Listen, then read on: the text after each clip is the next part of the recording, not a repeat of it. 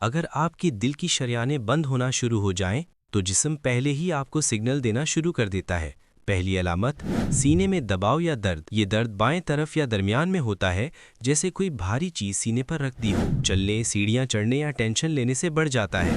دوسری علامت سانس پھولنا۔ تھوڑا سا چلنے پر بھی سانس چڑھ جائے تو یہ شریانوں کے تنگ ہونے کی اہم نشانی ہے۔ تیسری علامت بازو، گردن، جبڑے یا کمر تک درد پھیلنا۔ دل کا درد ہمیشہ سینے میں نہیں رہتا، بعض اوقات بائیں بازو، گردن، جبڑے یا کمر تک جاتا ہے۔ چوتھی علامت اچانک تھکاوٹ، خاص طور پر خواتین میں بغیر کسی وجہ کے شدید کمزوری اور تھکن شریانوں کے بند ہونے کا بڑا اشارہ ہے۔